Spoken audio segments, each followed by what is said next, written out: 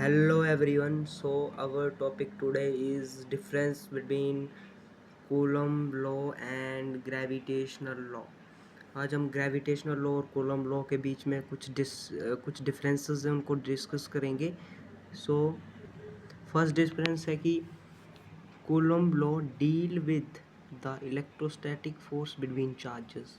मतलब coulomb law के अंदर इलेक्ट्रोस्टैटिक फोर्स के बारे में बात करती है. इलेक्ट्रोस्टैटिक फोर्स मतलब इसके अंदर चार्जेस जो होते हैं वो रेस्ट के अंदर होते हैं और कूलम्ब लॉ के अंदर ही, और इसके अंदर हम चार्जेस की बात करते हैं.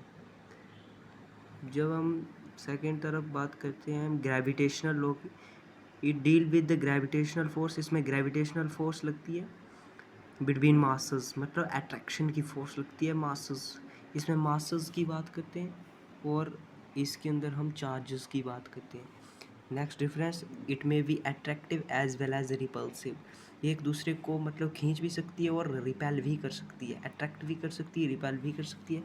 बट इसके केस में ये नहीं होता है. ये सिर्फ एक दूसरे को अट्रैक्ट कर सकती है, एक दूसरे को धक्का नहीं दे सकती.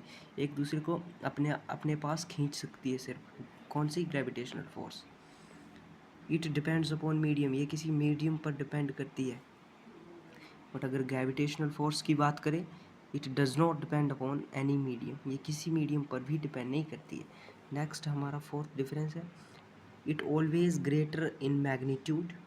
मैग्नीट्यूड में ये बड़ी होती है बिकॉज हाई वैल्यू ऑफ के. अब के भी बताऊंगा जब नीचे फॉर्मूले की बात होगी, तो हम के बारे में भी डिस्कस करेंगे. इसका मैग्नीट्यूड जनरली बड़ा होता है के की वैल्यू के कारण. If the k value of the k is greater than, then the magnitude of this forces will also greater. So next difference, इसके कंपैरिजन में अगर ग्रेविटेशनल लॉ को देखें, it is lesser than coulombic force. Coulombic force से ये laser होती है.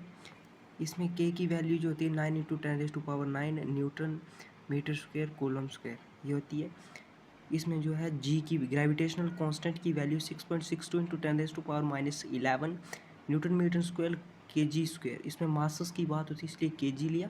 इसमें चार्जेस की बात होती है इसलिए इसमें कूलम्ब लिया.